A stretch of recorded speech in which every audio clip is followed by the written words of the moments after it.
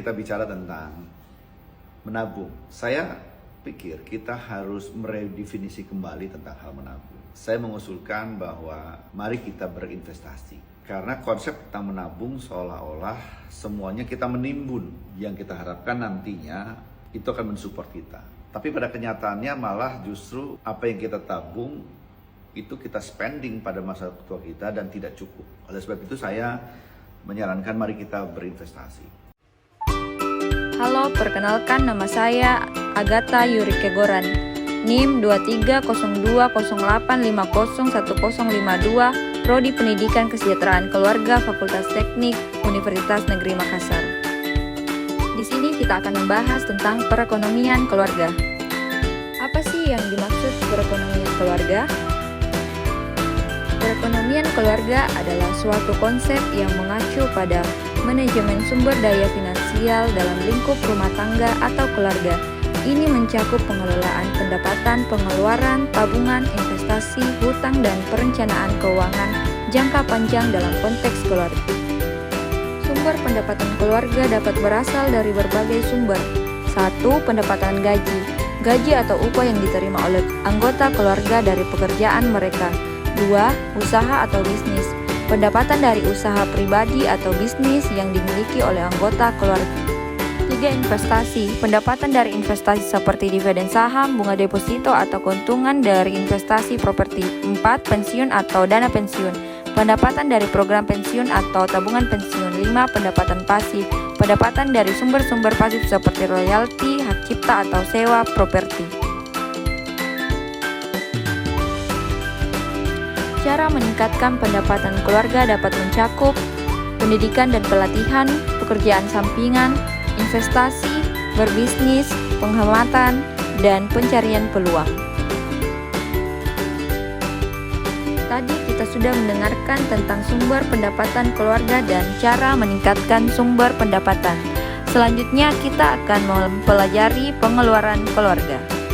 Rincian pengeluaran rutin dan prioritas. 1. Kebutuhan dasar. Ini termasuk makanan, tempat tinggal, listrik, air, pakaian, dan transportasi. Rincian budget untuk setiap pos ini. 2. Pendidikan. Biaya pendidikan seperti uang sekolah, buku, dan keperluan pendidikan anak-anak. 3. Kesehatan. Biaya asuransi kesehatan, obat-obatan, kunjungan ke dokter, dan perawatan kesehatan lainnya. 4. Utang.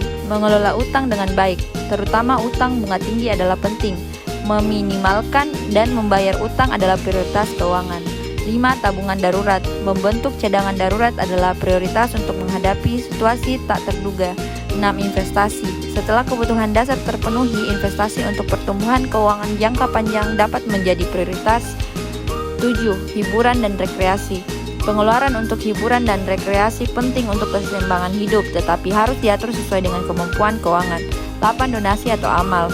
Beberapa keluarga mengutamakan memberikan bagian dari pendapatannya untuk amal atau donasi. 9. Mobil dan transportasi. Jika transportasi adalah kebutuhan, maka pengeluaran untuk mobil dan bahan bakar menjadi prioritas. Selanjutnya kita akan membahas tentang pembuatan anggaran keluarga. Berikut adalah langkah-langkah umum untuk membuat anggaran keluarga. 1. Identifikasi pendapatan. Catat semua sumber pendapatan keluarga termasuk gaji, penghasilan pasangan, dan pendapatan lainnya. 2. Daftar pengeluaran. Buat daftar lengkap semua pengeluaran keluarga. Kategorikan pengeluaran ini seperti makanan, tagihan, transportasi, rekreasi, dan lainnya.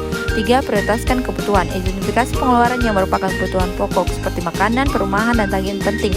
Prioritaskan ini di atas pengeluaran diskresioner. 4. Tentukan tujuan keuangan. Tentukan tujuan keuangan jangka pendek dan jangka panjang.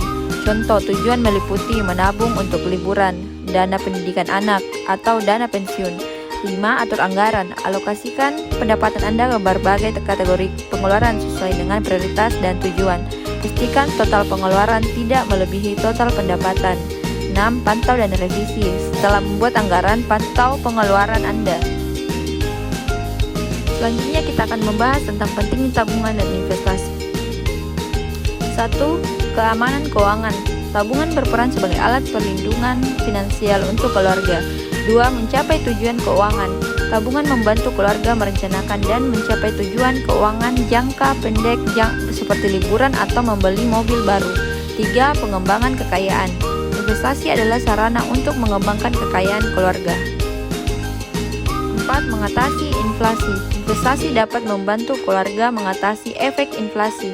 5. Persiapan pensiun. Investasi jangka panjang dapat membantu keluarga mempersiapkan masa pensiun mereka.